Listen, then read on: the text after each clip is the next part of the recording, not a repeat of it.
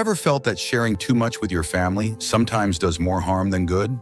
As we get older, there's a natural tendency to want to be open and honest with our loved ones, believing that full transparency is always the best approach. But the truth is, some things are better kept private. Not out of secrecy, but out of wisdom. Not everything needs to be shared, and in some cases, keeping certain matters to yourself can protect both your peace of mind and your relationships. In this video, we're diving into 5 things you may want to keep to yourself after 65. These are not about deception or shutting people out, but rather about maintaining independence, avoiding unnecessary stress, and ensuring that your personal boundaries are respected. You might be surprised by how much peace can come from keeping a few select matters private. Stay tuned until the end because understanding these 5 things could change the way you interact with your family, giving you more freedom and clarity in your later years. Now let's get started. Number 1, financial decisions and assets. One of the most sensitive topics as we age is money. You might think that being completely open about your financial situation with your family will prevent misunderstandings, but in reality, it often creates more problems than it solves. Sharing every detail about your savings, investments, or even how much you've set aside for the future can lead to unsolicited advice, pressure, or even family conflicts, especially when different generations have different views on money. Some family members may mean well, but their concerns or opinions can start to feel like interference. And in some unfortunate cases, people who were once distant suddenly become very interested in your finances. Once they realize what you have, you might have seen it happen. Before someone in your age group shares their financial plans with their children, only to find that their decisions are questioned at every turn. Maybe you've seen a friend deal with constant pressure about how they should spend their money, whether it's being told they should downsize, invest differently, or set aside more for grandchildren. It's one thing to get advice when you ask for it, but when people start thinking they have a say in your personal choices, it can quickly become frustrating. And the reality is, once you let people in on your full financial picture, you can't take that knowledge back. There's also the matter of personal control. If your family starts seeing you as someone who's not making the best financial decisions, they might feel justified in stepping in, sometimes with good intentions, but not always in a way that respects your independence. You might hear comments like, "Are you sure you should be spending that much? Or wouldn't it be smarter to give some of that away now instead of later?" And even if no one directly pressures you, just knowing that others are watching and analyzing your choices can feel uncomfortable. This doesn't mean you should never talk about finances with your family. It's smart to have clear estate plans and to communicate necessary details when the time is right. But you don't have to share everything. The exact amount of money you have, what you spend on yourself, or even whether you've made a new investment, these are things that are yours to manage. If keeping some financial matters private allows you to enjoy your life without unnecessary opinions or pressure, then that's not secrecy, it's wisdom. Number 2, health concerns that are not urgent. As we age, it's natural to experience more health issues. And sometimes we feel the urge to share every little ache, pain, or discomfort with family. After all, they care about us, and we want them to know what's going on. But there's a difference between keeping loved ones informed about important medical matters and overwhelming them with every minor issue. Constantly sharing every little health concern can sometimes create unnecessary worry, stress, or even lead family members to start making decisions for you before it's necessary. You might have experienced this before, mentioning a small issue like joint pain or fatigue, and suddenly finding yourself in the middle of a debate about whether you should see a doctor, change your diet, or take a new supplement. Family members, especially younger ones, often mean well, but their concern can turn into pressure.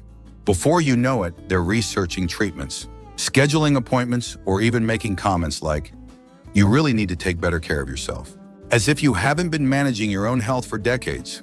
There's also a psychological side to this. If you constantly talk about your health issues, even the minor ones, your family may begin to see you as someone who is declining faster than you really are. They might start treating you differently, assuming that you're more fragile or incapable than you actually feel.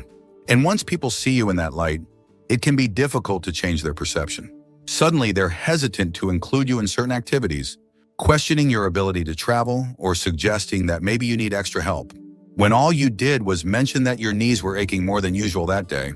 Of course, it's important to communicate major health concerns, especially when they impact daily life or require family support. But choosing to keep minor issues to yourself doesn't mean you're being dishonest. It simply means you're protecting your own autonomy. You have the right to manage your health without unnecessary interventions or stress. Sometimes silence is the best way to maintain control over your own well-being. If you're still watching this video and finding these insights valuable, please comment number 2 below to let me know you're here. And if you haven't subscribed yet, I recommend you subscribe and turn on the bell so you don't miss any videos.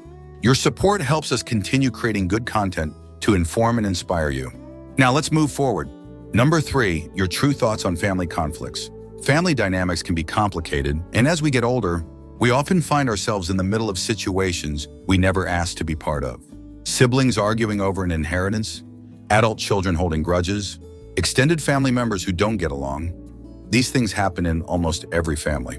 When you've lived long enough, you've seen patterns repeat, old wounds resurface, and history repeat itself. It's tempting to step in, offer advice, or share exactly what you think about who's right and who's wrong. But more often than not, doing so only adds fuel to the fire. Maybe you've experienced this before, trying to mediate a dispute, only to find that both sides suddenly turn against you. Or you offer a strong opinion, thinking you're helping, only to realize later that your words were taken the wrong way. The hard truth is that family conflicts have a way of sorting themselves out, or not, regardless of your input. And when people finally do move on, they tend to remember what was said in the heat of the moment. If you take sides or express a strong opinion, you might find that even after the argument is long forgotten, the resentment toward you still lingers. This is especially important when it comes to opinions about younger family members. Saying what you really think about a son-in-law, a daughter's parenting style, or a relative's life choices might feel honest in the moment, but those words have a way of sticking. People rarely forget when they feel judged or criticized. Even if your intentions were good, what feels like helpful advice to you might feel like rejection to them, and that can create emotional distance that never quite heals. That's why one of the wisest things you can do after 65 is to practice selective silence. You don't have to agree with everything or pretend problems don't exist, but you also don't have to comment on every family situation. Instead of giving an opinion, sometimes the best response is a simple, "I hope things work out for the best," or "I trust you'll make the right decision." This allows you to stay connected without getting pulled into drama that ultimately isn't yours to fix. Keeping certain thoughts to yourself can be the key to maintaining peace, not just for your family, but for yourself. Number 4, your regrets about the past.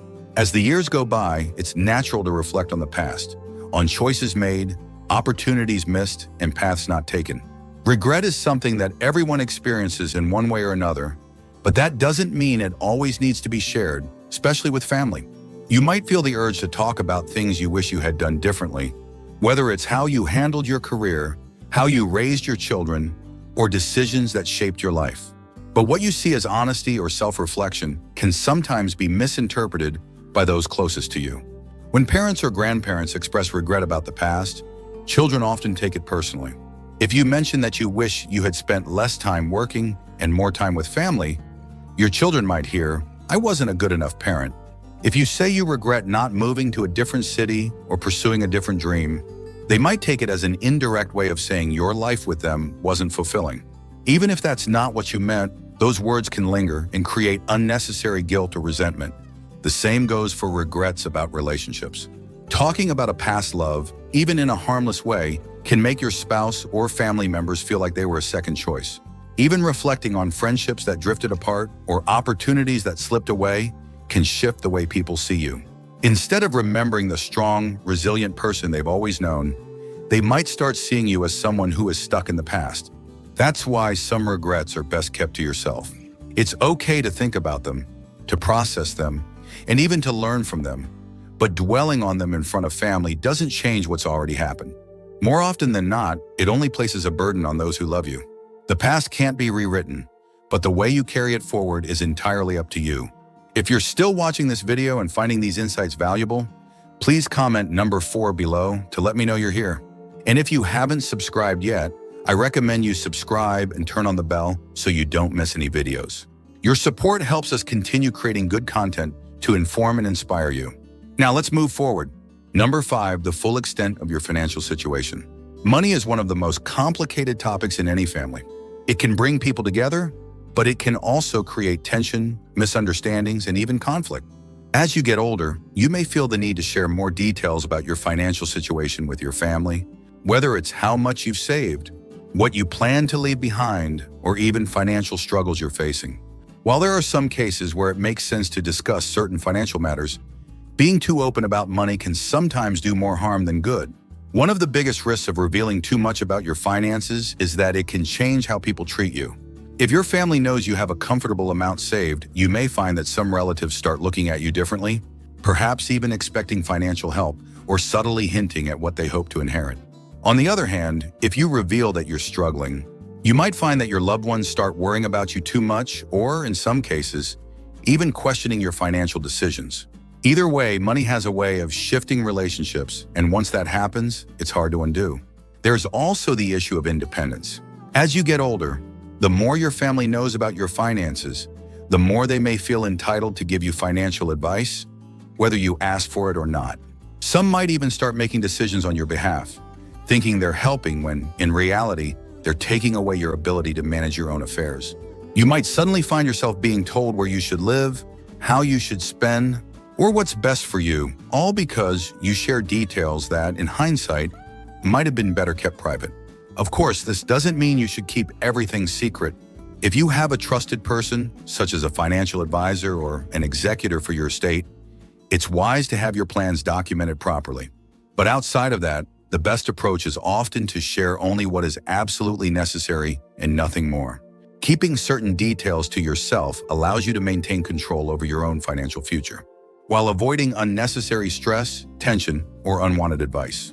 If you've ever noticed how discussions about money can change the way people interact, you already understand why this is one of the most important things to be mindful of. In the end, your finances are yours to manage, and keeping some details private ensures that your relationships with your family remain built on love and respect rather than financial expectations. Final thoughts. As we wrap up this video, take a moment to reflect on the 5 things we've discussed. Keeping certain things private isn't about being secretive or distant. It's about protecting your peace, your dignity, and your relationships. Not everything needs to be shared, and sometimes the wisest choice is knowing what to hold back. Think about your own life. Have you ever shared something with family only to realize later that it changed how they saw you? Or maybe you've held back from saying something and realized later that it was the right decision. Wisdom often comes from experience, and as we grow older, we learn that some things are best kept to ourselves.